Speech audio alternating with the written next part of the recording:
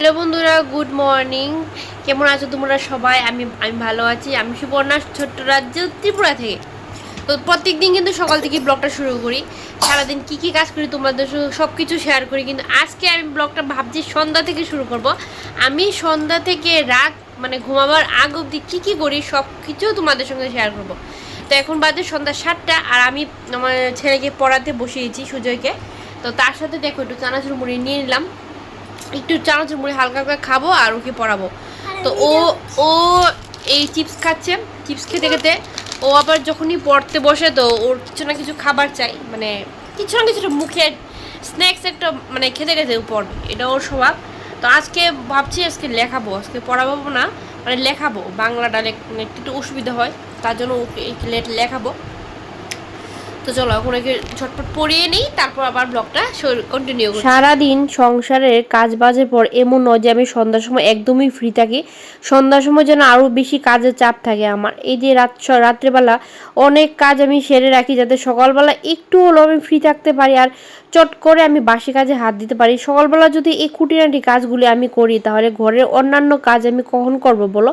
তার মধ্যে আবার সুজয়ের কালকে স্কুল আছে, মানে ভুল বললাম, কালকে মাস্টারবাড়ি আছে। কালকে যেহেতু সানডে, তো ওর সপ্তাহে একদিন মাস্টারবাড়ি থাকে, বলতে ওর আর্টের মাস্টার, পড়ার মাস্টার কিন্তু আমি এখনও রাখিনি। আরও কিছুদিন যাক, মানে সামনের বছর ইচ্ছা আছে রাখার, যদি পারি তাহলে রাখবো আর কি। আর এমনও মানে ও আমার কাছে খুব ভালো মানে পড়ে, তো এই জন্য আমি এখনও মাস্টার রাখিনি। আমার আবার বিছানার চাদর চেঞ্জ করতে অনেকটা সময় লাগে। আমি খুঁটিনাটি পাই পরিষ্কার করে, তারপর গুছতে চারিদিকে গুছতে সব কিছু মানে ফিটফাট করতে অনেক সময় লাগে। এই জন্য আমি এগুলি রাতেই করে রাখি, ঘরটাও রাতেবেলা গুছিয়ে রাখি। আমার আবার ঘর গুছানো না থাকলে কাজ হাতে ওঠে না। সকালবেলা ঘুম থেকে উঠে যদি ঘরটা একদম ফ্রেশ আর একদম চকচকে পরিপাটি দেখি, তাহলে কিন্তু আমার কাজ করতে ভীষণ ভালো লাগে। সেই জন্য আমি রাত্রেবেলায় ঘর গুছিয়ে রাখি। আর সকালবেলা এগুলি করার আমার সময় নেই, কারণ উঠেই আমার অন্যান্য কাজে হাত দিতে হয়। আর আমার সকাল সকাল স্নান করে পূজা না দিলে একদম ভালো লাগে না। তো সেই জন্য চেষ্টা করি রাত্রেবেলা সব কাজ মিটিয়ে রাখার আর কি। বিছানার চাদরটা কিন্তু সেরকম একটা ময়লা হয়নি, চেঞ্জ করেছি সেই জন্য, কারণ সুজয় এটার মধ্যে একটু হিসু করে দিয়েছিল, তো তার জন্য এটা চেঞ্জ করে দিলাম।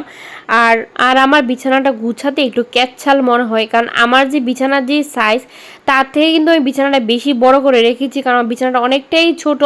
তোমরা তো দেখতেই পাচ্ছ, মানে এটার উপরের জায়গাটার সাথে বিছানার চৌড়াটা একদম মিল নেই, কারণ আমি এটা নিজে থেকে বাড়িয়ে রেখেছি। সেই জন্য আমার এটা সেটিং করে তারপর বিছানার চাদর মেলতে অনেকটা সময় লাগে। এই জন্য আমি এগুলি রাতেই সেরে রাখি। প্রত্যেক দিন রাতেই কিন্তু আমার কিছু না কিছু রান্না করতে হয়, কিছু না কিছু করতেই হয়।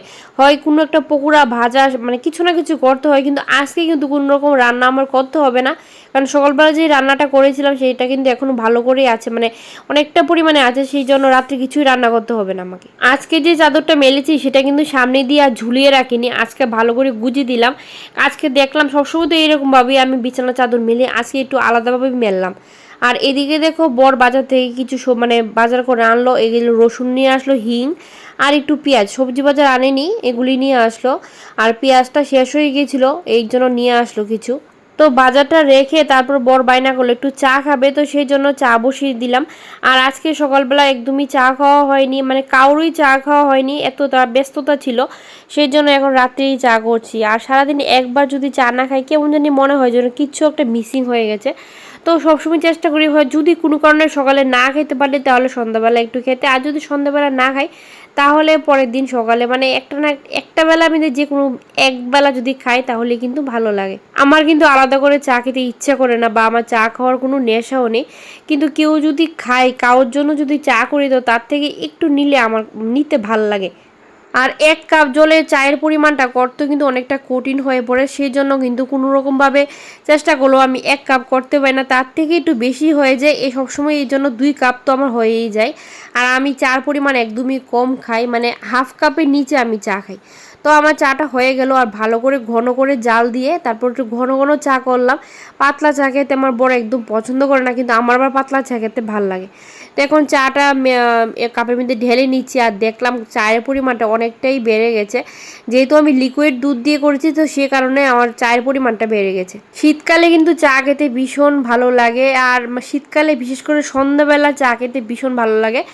আর এখন যেহেতু গরমকাল চা খেতে মানে ততটা ভালো লাগে না, যেহেতু বরের জন্য করেছি তার জন্য আমিও একটু নিলাম। আর চার পরিমাণটা দেখো আমার জন্য তো অনেকটা বেশি হয়ে গেছে। তোমরা কারা কারা চা লাভার আছো অবশ্যই কমেন্ট করে জানিও, আমিও জানতে চাই আমার মতো কেউ আছে নাকি সবাই কি চা লাভার। ছোটবেলা মায়ের কাপ থেকে চা নিয়ে নিয়ে খেতাম, মা যখন চা খাওয়া শেষ করতো তারপর কিছুটা রেখে দিত, সেটা আমি বিস্কিট দিয়ে ভিজিয়ে খেতাম। তারপর আমি অনেকটা অসুস্থ হয়ে গিয়েছিলাম, পেটের সমস্যা হয়েছিল, সেই চা খেয়ে খেয়ে তারপর থেকে যে আমার চার প্রতি একটা ভক্তি এসেছিলো, আমি কোনোদিন আর চা খাইনি।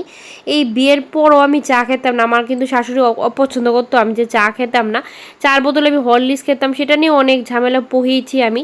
তো এখন বিগত 1-2 বছর যাকে চা দা খাওয়ার পর এখন সব বাসন আছে যা সব মেজে নিলাম, বেসিনটাও পরিষ্কার করে নিলাম, আর একটাও বাসন রাখিনি। এখন রাত্রেবেলা ডিনারের টাইম হয়ে গেছে, আজকে রাতে হঠাৎ করেই বর বললো অমলেট করে দিতে, তো যেহেতু চাইছে তো চট করে অমলেটটা করে নিলাম। আর ডাল দিয়ে খাবো, আর তরকারিটা ফ্রিজে রেখে দিয়েছি, সেটা আর খাবো না আজকে, কালকে জন্য রেখে দিলাম।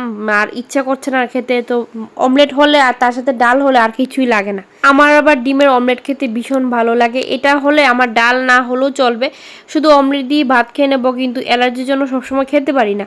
তো বন্ধুরা আমার খাওয়া দাওয়া শেষ, সব মানে ডিনার করা শেষ, এখন আমরা ঘুমিয়ে যাব তাড়াতাড়ি। আর দেখো আজকে ব্লগটা কিন্তু এতটুকুই রাখলাম, আর কিছু দেখানোর মতো নেই, যেহেতু ঘুমানোর সময় হয়ে গেছে। সময় বলতে আজকে তাড়াতাড়ি ঘুমাচ্ছি, কারণ কালকে সুজয়ের মাস্টার বাড়ি আছে, তো সকাল সকাল উঠতে হবে, আর প্রত্যেক দিনই উঠতে দেরি হচ্ছে। চেষ্টা করব কালকে যাতে সকালে উঠতে পারি। আর বেসিনের মোটামুটি রান্নাঘরের কিছু কাজ আমি সেরে রেখেছি, সকালের জন্য বেশি রাখিনি। তো আজকের জন্য টাটা, সবাই সুস্থ থাকো, ভালো থাকো।